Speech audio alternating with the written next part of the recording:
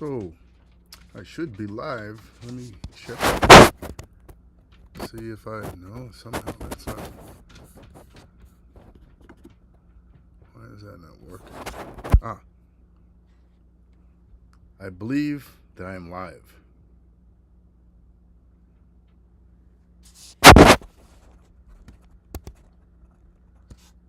So, anyway, hopefully, I see if I can find a chat. Because again,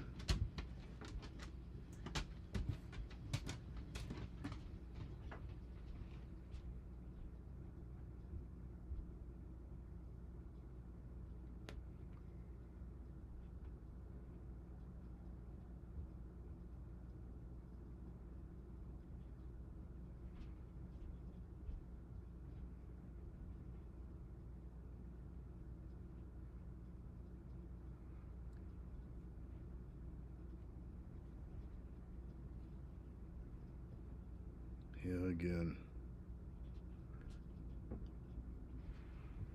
I know I see. I can see myself live there, but I do not see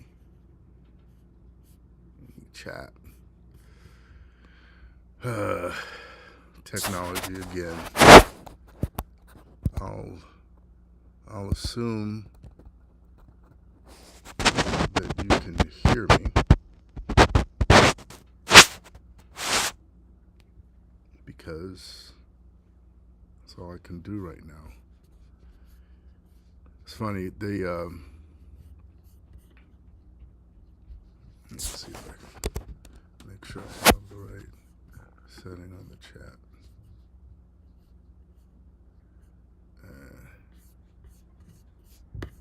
Maybe I can view it here.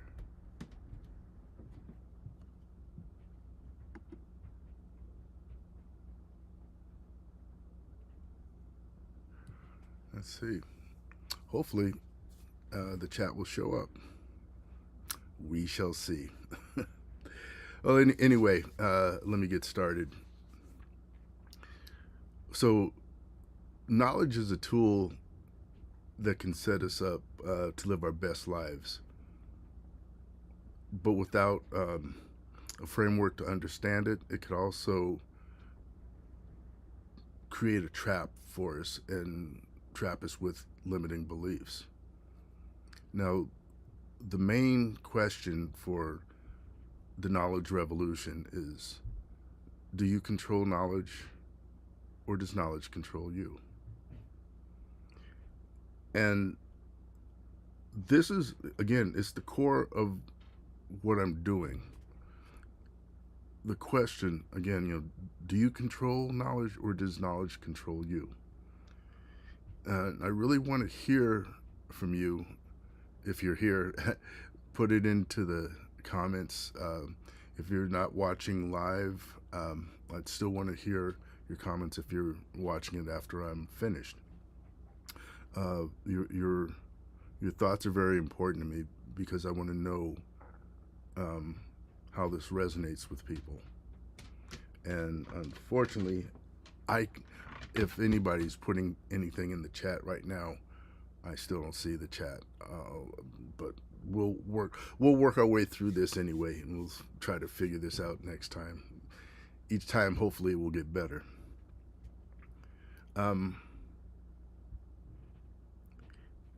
As we explore these ideas tonight, I really want you to think about your own life and how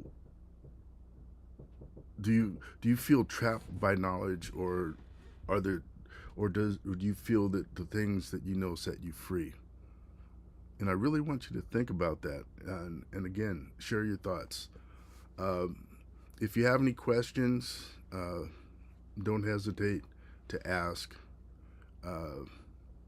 Hopefully, at some point, this chat will show up, or at some point, I can get back to you and answer the questions. Or if anybody in the conversation in the chat can answer or has any ideas, please don't wait for me to have your conversation. Now, before we dive in, I want you to take some time to really think about this question as well. I'll give you a little more time on the first one, but I want you to really consider, who were you before you had a name? I mean, who were you before you had any labels, any expectations, or any beliefs thrown on you? Who were you at your core? Because this is the essence of the authentic self, and it's still a part of you now. And I want you to try to connect with that part of you as we go through this conversation tonight. And I'll give you a little more time to think about that.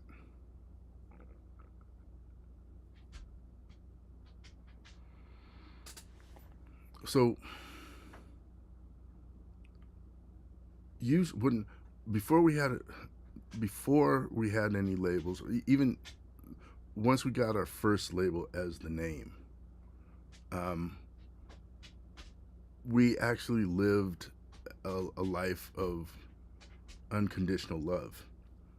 And it reminds me of my parenting days with my first child. Uh, Kids don't come with manuals, and one day I was really, really frustrated. And William was crying, and I tried a few, tried some things, and he just kept crying, and I was really, really frustrated, and I flashed back on my childhood, and it was like vividly, it was like, oh, you want to cry? Here, let me give you something to cry about, and I pinched his thigh. Then I stormed off, pouting, in the other room. And as I sat there, I started thinking about the situation and came to the conclusion that it was his job to cry, and it was my job to translate that cry. And he was doing his job, but I had dropped the ball. So why was I mad at him? And that's when I realized I had to start coming up with the list. And the list kind of goes, is he wet? Did he poop? Is he hot? Is he cold? Uh, does he have a temperature? Is he feeling sick? Is he congested? So after you go down the list, if I learned that if he's still crying, that sometimes kids just want to cry. And that's how I dealt with him. And there was unconditional love. But then I also remember, as he got a little bit older, uh, I don't remember what it was that he was doing, but I was telling him not to do it, and it's like, yeah, don't do that, blah, blah, blah, whatever it was. And I remember Terry saying, he can't understand you, right? I said, yeah, he might not understand me today, but the day that he can understand me, I want to make sure that I say it so he does understand me. And that's when I started putting conditions on him. And throughout his childhood, both boys, it's like we put conditions on them, in order to get what they want, or to find, for us not to be mad, you need to do this, or for you to do this, cause and effect, the whole thing. Some families teach, family traditions, or they push gender roles, like this is how a man is supposed to act, this is how a woman is supposed, or this is how this is how a boy is supposed to act, this is how a girl is supposed to act, trying to show them how to be adults. And a lot of times we push these things on the kids, and again, we're setting conditions.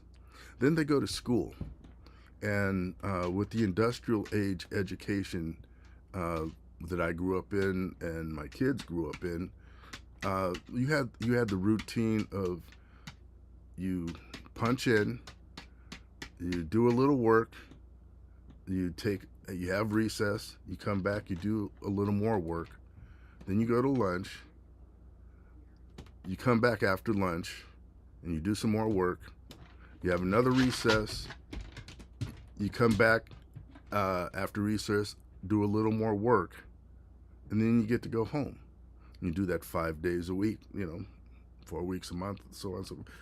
And then you get a summer break where you get to go out and play.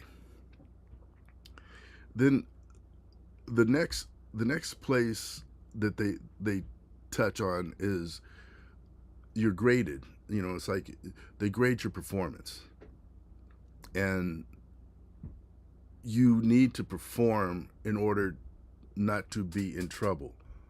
And you're taught not to collaborate because they call that cheating. So again, these norms are pressed on people, and then there comes organized religion, where there are these rules that this is right, this is wrong, and if you break the rules, there's this divine punishment waiting for you. So you better be good.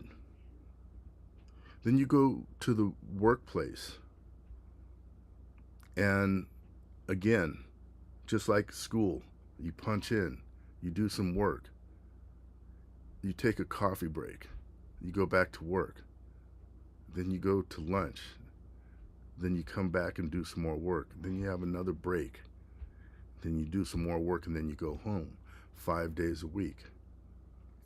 But there's no summer vacation. I mean, what's up with that? They didn't tell us about that in school, or they didn't train us for that. And again, there's more hierarchies that are pressed upon you, as far as do what you're told, or else you're gonna get written up. Um, Also, you you do what you're told, but then also you need to produce. It's about productivity, and it has nothing to do with your well-being. Just get in there and work. And people get, again, structured with this. And this leads to the economic system that equates financial success with the value of a person. So you're in this relentless pursuit of wealth, and a lot of times that's what keeps you going to work, because you need to you need to have money, so you feel that you have some wealth.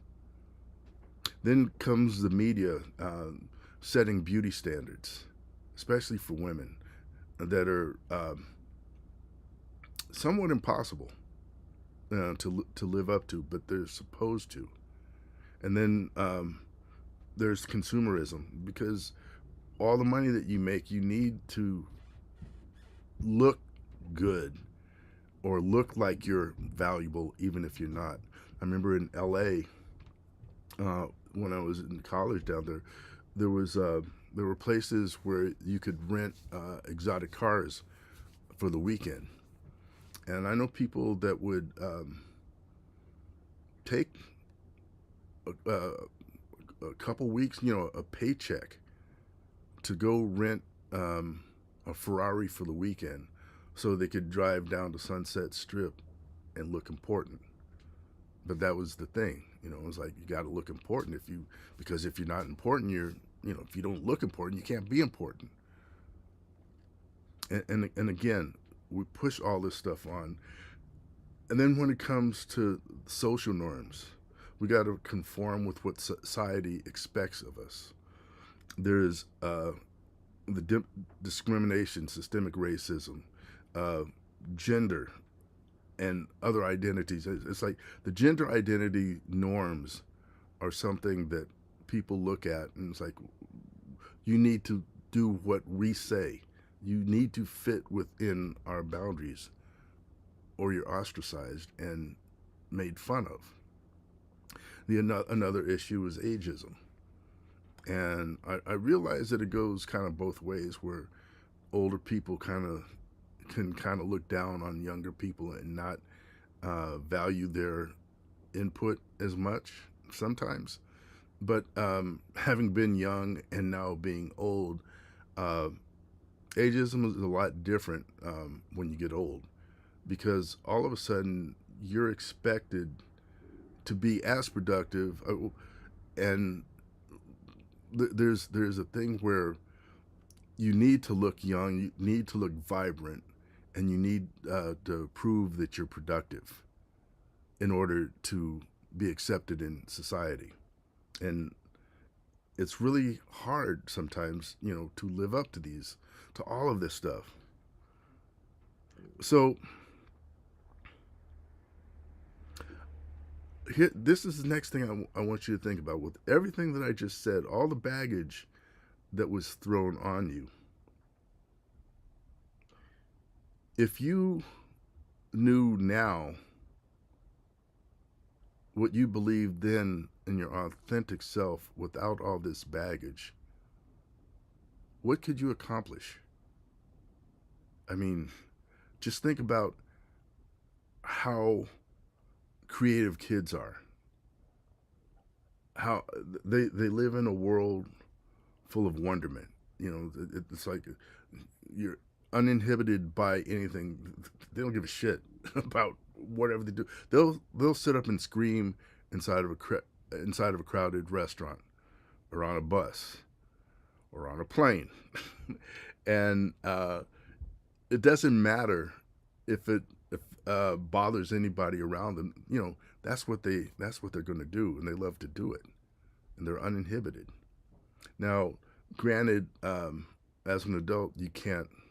I mean, you could, but I don't know that you would want to just sit up and cry in the middle of a floor. But just think of what would you do if you didn't think you could fail? If there was nothing telling you that you can't fail, or nothing telling you that you can't be whatever you want to be. I mean, just think about living in the moment without any filters, no judgment, no expectations. How would that feel? That's living in the level one of authentic self. And then let's say we move down to preferences. Okay, so preferences is a level where, with all you choose something. Like, when I go to a tropical environment, it would be nice if it's sunny, and then I could go out to the beach or whatever and soak up the sun. But if it rained, although I would prefer it to be sunny, I can accept the rain, because if it wasn't for the rain, the tropics wouldn't be the tropics, and the lush jungles wouldn't be like that. So, with that preference, I'm able to let go and be open-minded and accept things that I can't get my way. Then the next level is identity. Now, identity is something that, especially if you're trying to change something about your life, identity can be your best friend. I remember, for me, smoking. Um, when I was a smoker, and I remember I'd want to quit. So I would finish all my cigarettes tonight, then I'd wake up the next day and I wouldn't have any cigarettes. And then I would go until the afternoon, early evening, or something like that.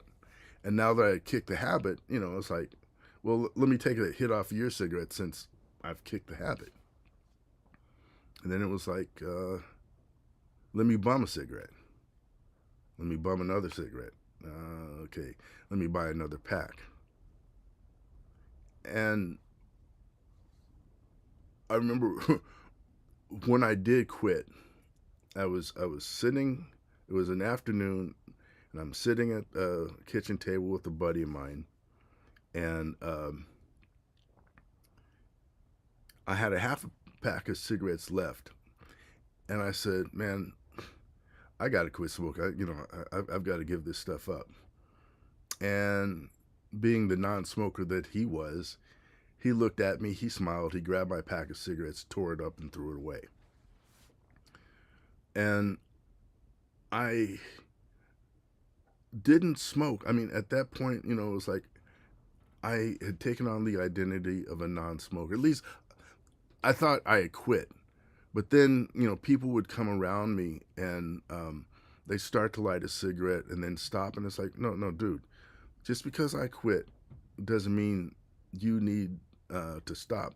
Because at the time I was playing in bands. And when you play in a band and you're playing in a club, it's kind of hard.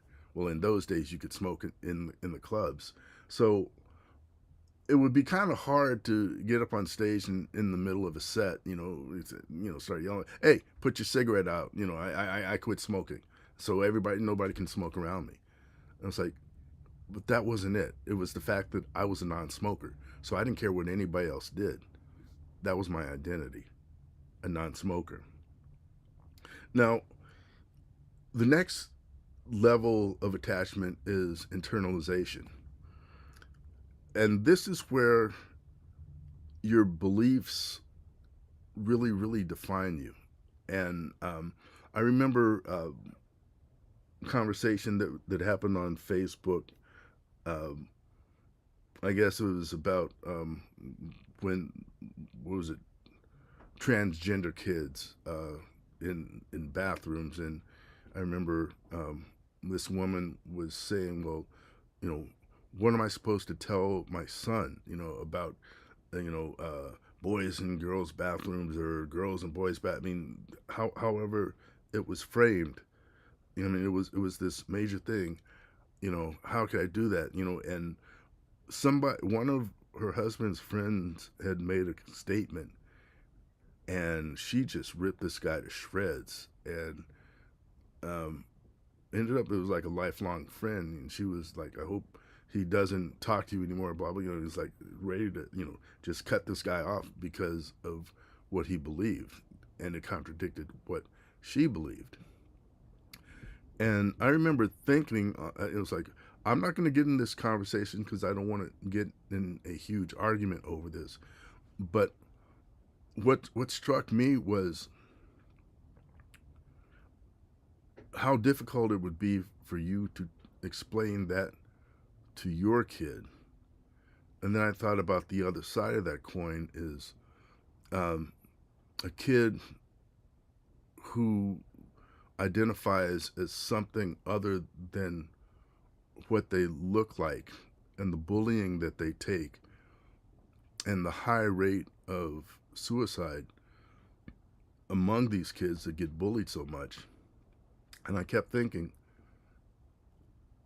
if you think it's hard for you to explain that to your kid, imagine how hard it is to try to rectify the fact that you don't have a kid to explain anything to because they're no longer here. But but the limiting belief of internalization is something that, I mean, it's like this is where a lot of the division in the country comes from. But then the next level is fanaticism, and I was some of the stories are like there was a guy who was a soccer fan or internationally football fan, and his team got relegated to a lower league. He was out of the Premier League, and the guy took it so bad that he committed suicide, and somebody else um, was so mad that about disappointed because their team lost that he ran his bus into a bunch of people. And then I had really debated showing a video. I'm not going to, but there was a guy recently who um, I believe he was from Maine, and he posted on TikTok uh, that he was in a standoff with police. He had his rifle next to him, and he was explaining that in Maine there was a lot of transgender people, and then abortion. And he was claiming that Maine was like abortion center, and they're killing babies, blah blah blah, and didn't end well for the guy. You know, he ended up getting in a shootout with the police, and they took him out. And that's pretty extreme. But the other thing that I want to share with you is the universal law of polarity, which states that there are always opposites. There's an opposite to everything. So the opposite, the good part, I guess, if you look at what I just explained as, the bad effects of fanaticism, the good side is people are have these strong convictions. You end up with like a Martin Luther King Jr., a Nelson Mandela, Cesar Chavez, or you get athletes like Michael Jordan, Kobe Bryant, Sidney Crosby, musicians like Yo-Yo Ma.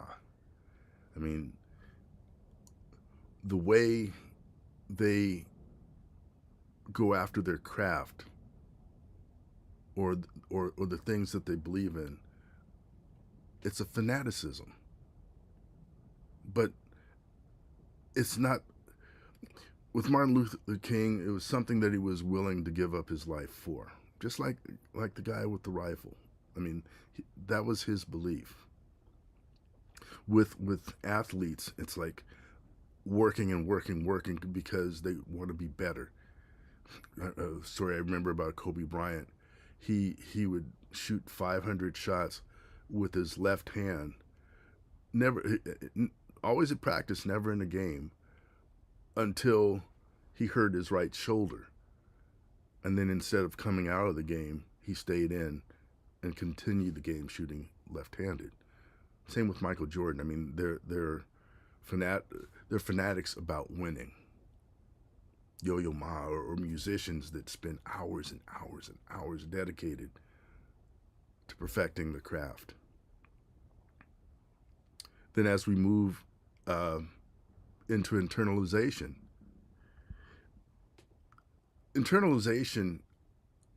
gives you clarity and a sense of direction. You have confidence in what it is you're doing. I mean, you aren't as committed as somebody who's fanatical about it, but you still have a strong connection to your beliefs. And that can be a good thing, especially when you're in situations that require quick decisions.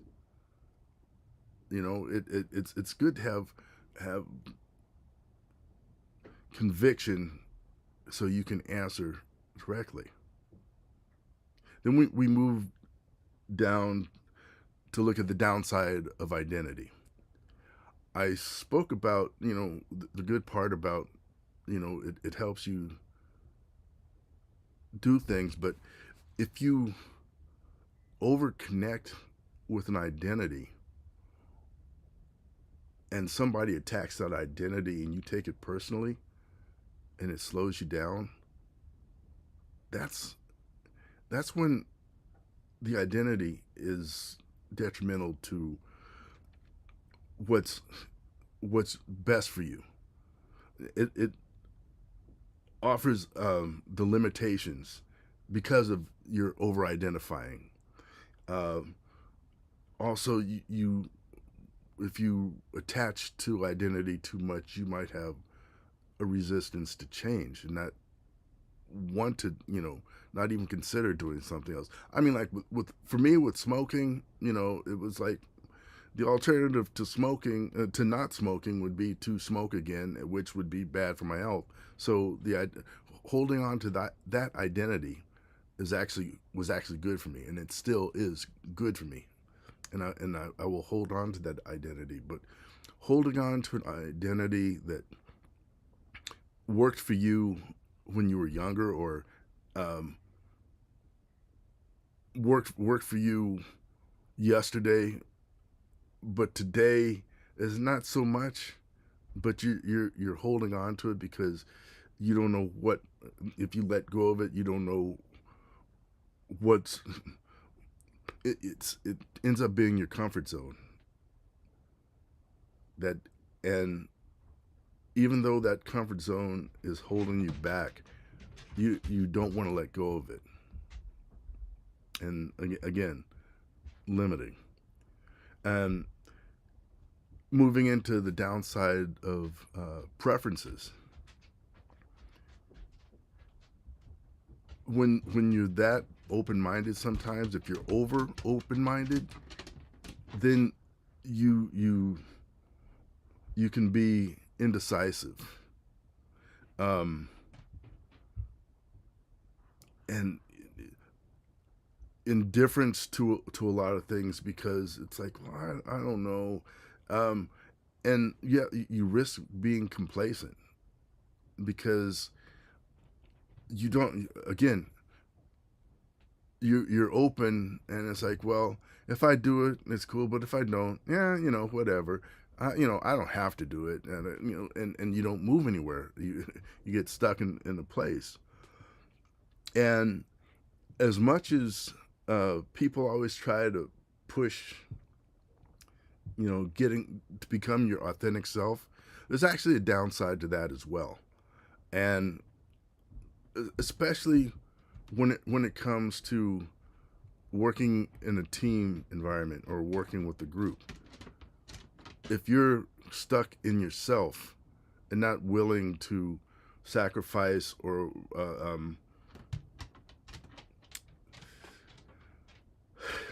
be a good team player, think of the group instead of just yourself, then that can cause problems. And also, uh, depending on how authentic yourself is, um, in society, that can kind of, you take a chance on being ostracized for the most part, which may or may not be what you want. You uh, and a lot of times, there's misunderstandings uh, that'll pop up because people just don't get, you know what you're trying to say, or you're different, and it's uncomfortable. So bottom line for all of this is, there's a time and place for each level of attachment, and the key to attachment is